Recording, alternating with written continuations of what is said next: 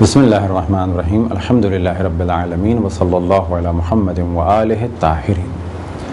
موضوع گفتگو زکوٰۃ اور ہماری اس گفتگو کا عنوان ہے مستحقین زکوٰۃ کی شرائط، یعنی وہ افراد کہ جن کو زکوٰۃ دی جائے ان کی بھی کچھ شرائط ہیں۔ ان میں سے پہلی شرط یہ کہ جن کو زکوٰۃ دی جائے وہ شیعہ اثنا عشری ہوں، یعنی مولا امیر المؤمنین، اور ان کے بعد امام حسن علیہ الصلاۃ والسلام، ان کے بعد امام حسین علیہ الصلاۃ والسلام، پھر امام زین العابدین علیہ الصلاۃ والسلام، پھر امام محمد باقر علیہ الصلاۃ والسلام، پھر امام جعفر صادق علیہ الصلاۃ والسلام، امام موسیٰ کاظم علیہ الصلاۃ والسلام، امام رضا علیہ الصلاۃ والسلام، امام محمد تقی علیہ الصلاۃ والسلام، امام علی نقی علیہ الصلاۃ والسلام، امام حسن عسکری علیہ الصلاۃ والسلام، اور امام زمان علیہ الصلاۃ والسلام کی امامت پر یقین رکھتا ہوں۔ اسی طرح سے دوسری شرط یہ کہ وہ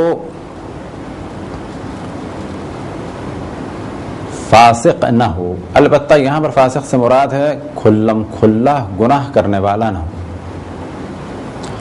تیسری شرط یہ کہ وہ مال زکوٰۃ کو اللہ سبحانہ و تعالی کی معصیت میں خرچ نہ کرے۔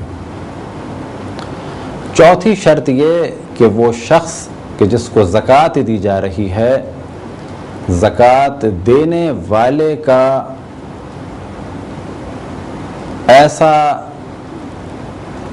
عزیز یا ایسا اس کا تعلق نہ ہو کہ جس کے بارے میں کہا جائے کہ اس شخص کی کفالت اس زکوٰۃ دینے والے پر واجب تھی، یا بالفاظ دیگر چوتھی شرط کے بارے میں عموماً اگر مختصر سا جملہ کہا جائے کہ جس شخص کو زکوٰۃ دی جائے وہ دینے والے کا واجب النفقہ نہ ہو، یعنی دینے والے کے لیے اس کے اخراجات اس پر واجب نہ ہوں۔ اور پانچویں شرط یہ کہ اگر زکوٰۃ دینے والا غیر سید ہو تو جس کو زکوٰۃ دی جا رہی ہے وہ سید نہ ہو،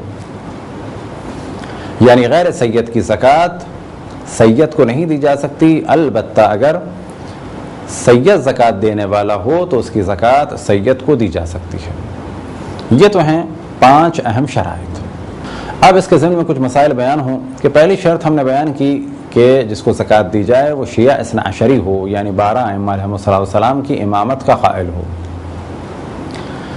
تو یہاں پر 2 موارد ایسے ہیں کہ جہاں پر شیعہ ہونا ضروری نہیں ہے، ان میں سے ایک مورد وہ کہ جو ہے مؤلفۃ القلوب، یعنی وہ کفار کہ اگر انہیں زکوٰۃ دی جائے تو وہ مسلمانوں پہ حملے نہیں کریں گے، یا مسلمانوں پر جب حملہ ہوگا تو مددگار ثابت ہوں گے، یا یہ کہ اگر انہیں زکوٰۃ دی جائے تو وہ مسلمانوں کے لیے فائدہ مند ثابت ہوں گے، یا یہ کہ وہ مسلمان ہو جائیں گے۔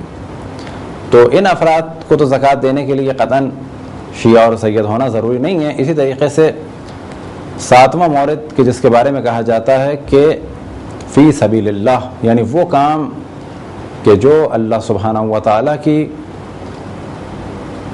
قربت کا وسیلہ بنے، یعنی سارے وہ کام کہ جو مسلمانوں کے لیے منفعت کا اور فائدے کا سبب ہوں، مثال کے طور پہ روڈ بنانا ہے، درخت لگانا ہے، پل لگانا ہے، بنانا ہے، یا اسی قسم کے اور اسپتال وغیرہ کے کام۔ تو اب اگر کسی نے اسپتال بنا دیا زکوٰۃ سے تو وہاں پر اور افراد بھی آ کر اگر فائدہ اٹھا لیں تو کوئی حرج نہیں ہے، وہ فائدہ اٹھا سکتے ہیں کیونکہ وہ عام المنفعت ہیں، یعنی جنرل پبلک کے لیے ہیں۔ تو اب یہاں پر معین کرنا ہوگا کہ یہ میں نے زکوٰۃ کس مد میں خرچ کی۔ مثال کے طور پہ کسی کی زکوٰۃ نکلی اور اس نے اپنے علاقے میں ایک اسپتال بنا دیا، اب اس اسپتال سے بلا شک شیعہ بھی فائدہ اٹھا سکتے ہیں، اہل سنت بھی فائدہ اٹھا سکتے ہیں، عیسائی اور یہودی اور پارسی اور ہندو سبھی فائدہ اٹھا سکتے ہیں۔ تو یہ جو پہلی شرط ہے اس کا تعلق ہے باقی دیگر موارد سے۔ اب یہاں پر کچھ مسئلے بیان ہوں اگلے موضوع سے ریلیٹڈ کہ زکوٰۃ جس کو دی جا رہی ہے وہ کھلم کھلا گناہ نہ کرتا ہو، اسی طریقے سے تارک الصلاۃ نہ ہو، ایسا شخص نہ ہو کہ جو نماز نہیں پڑھتا، یا ایسی عورت نہ ہو جو بے پردہ ہے، یا ایسا شخص نہ ہو کہ جو داڑھی مونڈتا ہے یا کھلم کھلا گناہ کرتا ہے۔ تیسری شرط یہ جس کا ذکر کیا اس مال کو معصیت میں خرچ نہ کرے۔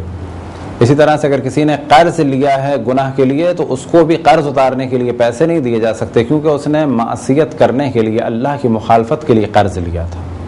لیکن اگر حلال کام کے لیے قرض لیا ہے تو اس کو دے سکتے ہیں۔ واجب النفقہ نہ ہو، بس شوہر اپنی بیوی کو زکوٰۃ نہیں دے سکتا، لیکن بیوی اپنے شوہر کو زکوٰۃ دے سکتی ہے۔ وجہ کیا ہے؟ وجہ یہ ہے کہ بیوی پر شوہر کا خرچہ واجب نہیں ہے۔ اسی طریقے سے باپ اپنے بیٹے کو زکوٰۃ نہیں دے سکتا، لیکن اگر بیٹا شادی کے لیے زکوٰۃ کا محتاج ہے، کیونکہ شادی کرانا باپ پر واجب نہیں ہے، اس پر کھلانا واجب تھا، پیسہ دینا واجب تھا۔ فرض کریں باپ کے پاس بھی پیسے نہیں ہیں کہ اس کی شادی کرا سکے، اب وہ زکوٰۃ نکالتا ہے اور بیٹے کے پاس شادی کے لیے کچھ بھی نہیں ہے، تو وہ اپنے بیٹے کو شادی کے لیے پیسے دے سکتا ہے۔ اسی طریقے سے بیٹا باپ کو شادی کے لیے پیسے دے سکتا ہے۔ اسی طرح سے عام المنفعت کام، یعنی جو عام جنرل پبلک کے لیے کام ہیں، ان کاموں سے بھی بیٹا فائدہ اٹھا سکتا ہے۔ فرض کریں کسی باپ نے اسپتال کھولا، اس اسپتال میں بیٹا بھی جا کے اپنا علاج کرا سکتا ہے۔ اسی طرح سے ایک موضوع بیان ہوتا ہے کہ باپ اپنے بیٹے کو، اگر بیٹا دینی کام کر رہا ہے تو کیونکہ دینی کام اور تبلیغ کا کام عام پبلک کے لیے ہے، تو اس کو دینی کتابیں بھی لے کے دے سکتا ہے۔ کس عنوان سے؟ بیٹے کے عنوان سے نہیں، بلکہ اس عنوان سے کہ یہ دین کی تبلیغ کا کام انجام دینے والا ایک شخص ہے۔ زکوٰۃ کا مال بچوں کو بھی دیا جا سکتا ہے اور دیوانوں کو، یعنی پاگلوں کو بھی دیا جا سکتا ہے، لیکن ان کے ہاتھ میں نہیں دیا جائے گا، یا ان کے ولی کو دیا جائے گا کہ جو شرعی طور پہ ان کا ولی ہے۔ مثال کے طور پہ ایک بچہ بیمار ہے، پریشان ہے، اس کے علاج کے لیے پیسہ دے دیا جائے اس کے باپ کو، یا یہ کہ اس کے کھانے پینے کا خرچہ دے دیا جائے اس کے باپ کو، یا اگر کوئی بچہ پاگل ہے تو اس کے علاج کے لیے، اس کے کھانے پینے کے لیے پیسہ دے دیا جائے اس کے ولی کو، یعنی اس کے باپ کو۔